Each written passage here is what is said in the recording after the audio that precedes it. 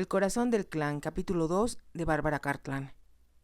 Avanzaron hacia el fondo, donde sentado en una silla que parecía un trono, se encontraba un hombre mayor, y mientras se acercaban, Sona pensó que parecía un águila. Tenía el mismo aire imperioso, la misma mirada penetrante y escrutadora, y si el águila era el rey de las aves, el duque, a su manera, también era de la misma estirpe real. El duque extendió la mano y ella notó que su padre se inclinaba ante él, antes de estrecharla. «Me alegro de verte, Alistair», dijo el duque. «¿Cómo está usted, Ian?», preguntó su padre. «Lo suficiente bien para ver que esta boda se lleve a cabo de acuerdo con lo planeado», respondió el duque. Entonces miró a Sona. «Te pareces a tu madre». A Sona le pareció que no sonaba como un halago. El resto de la gente en la habitación vestía como su padre, y Sona dedujo que todos debían pertenecer a la familia. Después la condujeron a su habitación, que le pareció que estaba a más de 1 kilómetro, por un amplio pasillo. Tenía vista a los jardines que había bajo el castillo, y atrás de ellos se veía cómo el mar formaba una bahía. El sol de la tarde se reflejaba en las tranquilas aguas, y era tan bello como los jardines, llenos de flores donde había una fuente al centro.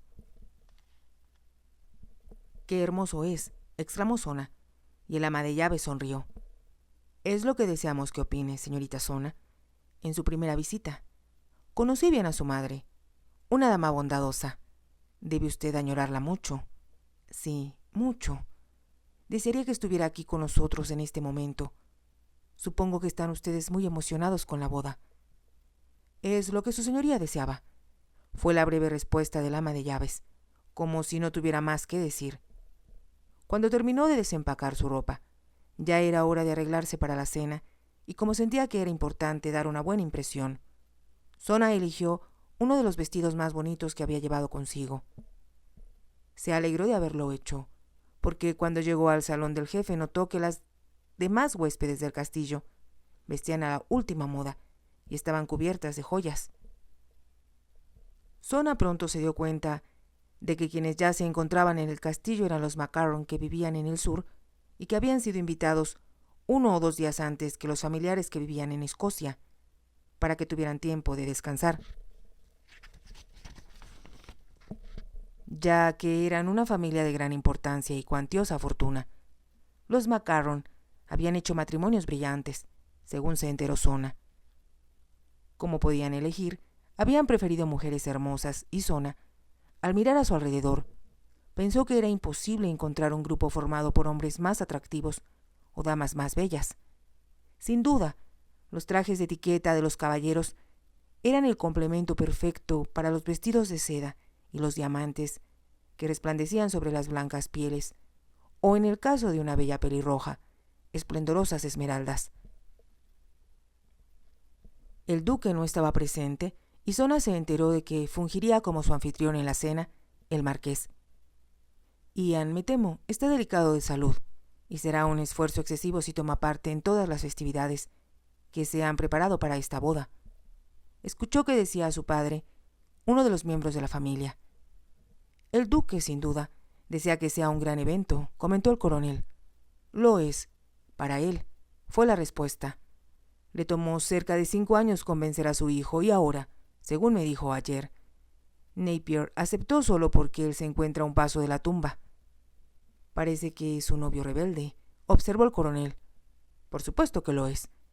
¿Y quién puede culparlo?». Sona deseaba que se dijera más, pero en ese momento se abrieron las puertas, y entró un hombre que ella adivinó que se trataba del marqués.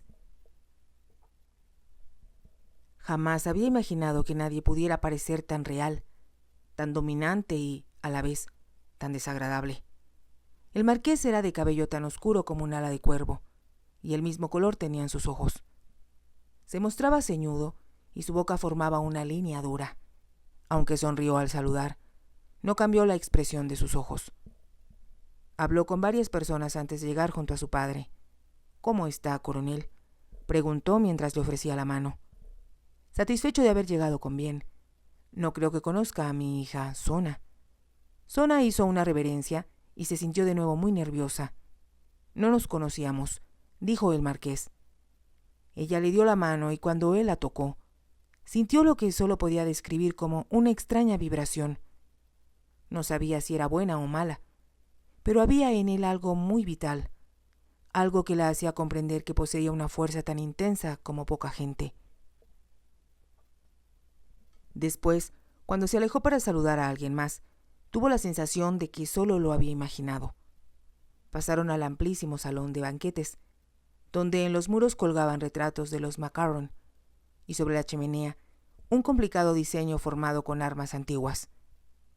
La plata de servicio era de interés tanto artístico como histórico, pero Sona solo tenía ojos para el marqués, quien sentado a la cabecera de la mesa parecía, en cierto modo, más majestuoso que su padre. Su silla, que era como un trono, estaba tallada y adornada con el escudo de armas de los Macaron, y la luz se reflejaba en los botones de su chaqueta de terciopelo negro y en las botas de su corbata de encaje. Se veía tal como ella deseaba, excepto por la expresión de su rostro. Parecía imposible que un hombre pudiera mostrarse tan indignado, o sería resentido, mientras que, en apariencia, charlaba muy complacido con las damas que tenía a ambos lados. Ellas hacían cuanto podían por entretenerlo, y era evidente que la más joven, y por cierto en extremo hermosa, se esforzaba con coquetería, por dispersar el ambiente sombrío que parecía envolverlo, aunque sin lograrlo. La comida estuvo deliciosa. Sirvieron salmón fresco del río, que Sona sabía que su padre anhelaba ir a pescar en cuanto pudiera caminar sin dolor, así como costillas de res y de cordero tierno, y otros platillos escoceses. A un platillo seguía otro. Por fin se escucharon las dulces notas de la gaita, y el gaitero personal del duque pasó alrededor de la mesa, mientras tocaba las melodías que Sona conocía desde pequeña, y que a través de los siglos habían acompañado a los Macaron durante las batallas. Como le conmovía la gaita, y más que nada era lo que daba a la reunión la atmósfera de cuento de hadas que ella anhelaba, se mantuvo absorta escuchándola, mientras observaba al marqués, como si esperara que él sintiera lo mismo que ella. Él no hablaba, solo miraba la copa de vino que tenía en la mano derecha. De pronto, como si Sona lo atrajera por la intensidad de su mirada, levantó los ojos y fijó la vista en ella. La sorprendió, ya que lo observaba como si no fuera un ser humano, sino más bien una creación de su imaginación, y de momento se sobresaltó. Cuando sus miradas se encontraron, Sona sintió como si hablaran a través de la larga mesa, pero lo que le decía y ella percibía no era claro. En ese momento la gaita cesó de tocar y el hechizo se rompió. Al día siguiente, las gaitas que tocaban bajo su ventana la despertaron. Ya su padre le había contado que era tradicional que los gaiteros caminaran alrededor del castillo a primera hora de la mañana, y ella permaneció acostada escuchando la música, la cual parecía ser algo mágico que siempre anhelara porque sabía que existía, pero que nunca había encontrado antes. Cuando se perdió el sonido en la distancia, se levantó, abrió las cortinas y sin esperar a que llegaran a ayudarla, se vistió. Era muy temprano y pensó que encontraría poca gente si bajaba al jardín y buscaba la senda que conducía al mar. Como siempre había vivido en el corazón de Derbyshire, solo había visto el mar algunas veces, así que al igual que el castillo, era fascinante para ella. La servidumbre que limpiaba la miró sorprendida al verla aparecer. Ella les dio los buenos días y cruzó una puerta que llevaba primero a una terraza y después a una escalinata de piedra que descendía al jardín, donde se encontraba la fuente. Todavía había rocío en la hierba, y percibió el aroma de las flores mientras caminaba por veredas de grava angostas, hasta que encontró una puerta de madera que se abría al camino que conducía hacia la arenosa playa. Una leve niebla se levantaba sobre el mar, y el azul del cielo se reflejaba en el agua, que se estrellaba sobre las rocas cubiertas de musgo marino. Vio que un pequeño bote se acercaba a un muelle de madera que se encontraba en la playa. Como le interesó, se dirigió hacia allá, y cuando llegó junto al muelle, pudo ver quién iba remando. De alguna manera, no la sorprendió, sino que le pareció inevitable que fuera Thorkill Macaron. Él colocó el bote junto al muelle, acomodó los remos, Amarró con eficiencia la soga a uno de los postes de madera y saltó junto a ella. «Buenos días, Sona». «Buenos días. ¿Qué estaba haciendo?» «Fui a revisar mi trampa para langostas, y también tenía la esperanza de verla». Ella sonrió. «No puedo creer que me esperara tan temprano». «¿Por qué no? Es usted una joven que vive en el campo, y solo las perezosas y mimadas bellezas londinenses permanecen en cama hasta tarde». «A mí no me puede acusar de eso». «No deseo acusarla de nada». Se veía en extremo apuesto, pensó ella, con la cabeza descubierta y los ojos cuyo azul resaltaba contra la piel bronceada de su rostro. Caminaron hasta llegar a una banca de madera pegada al muro que bordeaba el jardín, donde se sentaron, y Thorkill se volvió hacia Sona y le preguntó: «¿Y bien? ¿Y bien qué? ¿Qué opina ahora que ha visto al duque y por supuesto a su hijo?» «Los dos me parecen encantadores», respondió Sona desafiante. Thorkill se rió. «Es lo que debí esperar que dijera, pero prefiero escuchar la verdad». «Es la verdad». «Entonces diré, ya que veo que es usted sumamente inteligente, que deseo una respuesta más perceptiva». «Muy bien.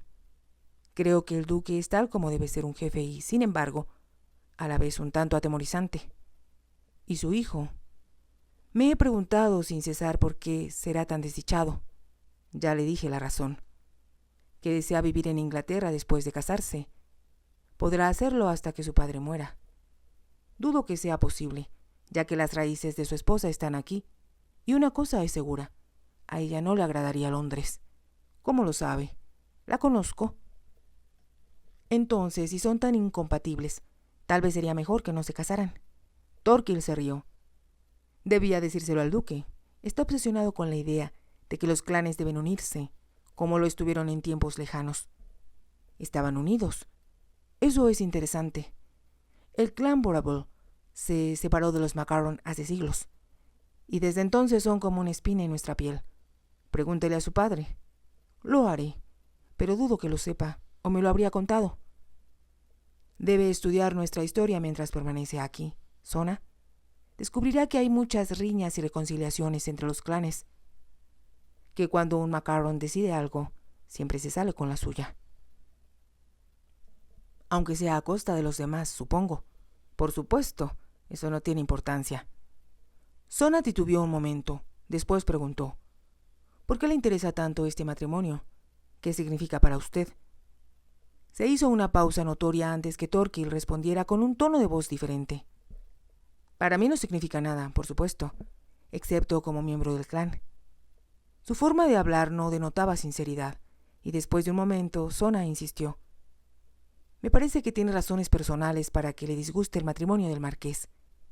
De nuevo Thorkill se rió. «Se deja llevar por su imaginación.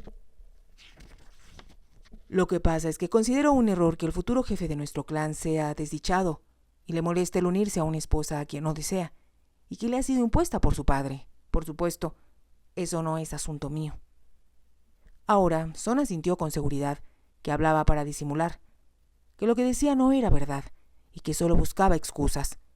Se le ocurrió de pronto que tal vez estaba enamorado de la futura esposa del marqués y que por eso desaprobaba tanto la boda. «¿Es muy bella ella?», preguntó, y no había duda a quién se refería. «Espere a que la conozca», respondió Thorkill. «Irá a cenar al castillo. ¿Estará usted allí? Anoche esperaba verlo. ¿Notó mi ausencia?» «Por supuesto». «¿En dónde estaba?» «En casa». «¿Y dónde se encuentra su casa?» «Como a 1,5 kilómetros del castillo». «Espero que un día me la muestre». Pero no respondió a mi pregunta. «¿Asistirá a la cena?» Thorkill miró a su alrededor y se puso de pie. «No, y si desea continuar su amistad conmigo, como espero que sea, le sugiero que no mencione mi nombre». «¿Por qué?» «Hay razones que no deseo explicarle. En cambio, solo le pido que confíe en mí y sea mi amiga». Ella lo miró desconcertada, mientras él añadía: «Es algo que deseo tanto, de hecho, más de lo que me atrevo a decir en este momento». El tono profundo de su voz la hizo desviar la vista. «Creo que debo regresar al castillo», dijo. «Ya debe ser la hora del desayuno». «Nos veremos de nuevo», afirmó Thorkill. Mientras lo decía, tomó la mano de ella y se la llevó a los labios. El sentir su boca sobre su piel le provocó a Sona una extraña sensación que no era la que esperaba, y como si de pronto sintiera que era incorrecto que estuviera a solas con él, a quien apenas había conocido el día anterior, se volvió hacia el jardín y cruzó la puerta, antes que él tuviera tiempo de abrírsela. Sin mirar atrás, Sona avanzó con rapidez por la vereda de grava hacia los escalones que conducían a la terraza. Después del desayuno, todos los caballeros se fueron a pescar salmones al río, que corría a través del valle que había detrás del castillo. El coronel se fue con ellos a bordo de una carreta tirada por un pony, decidido a que, si podía, caminaría a la orilla del río, para pescar mientras sus piernas se lo permitieran. Las damas londinenses, que desayunaron en sus habitaciones, no hicieron acto de presencia, y la única mujer, además de Sona, que compartió con ellos el desayuno, fue una anciana tía que tomaba su cereal sumida en un profundo silencio. Y muy a la manera escocesa le ponía sal. A Sona le divirtió que los caballeros comieran el cereal de pie, como le había contado su padre que era tradicional. El cereal, que siempre se incluyó en las comidas de los escoceses, le explicó, se come siempre de pie, para mantenerse alerta y listos por si aparece un enemigo, y no los encuentre desarmados.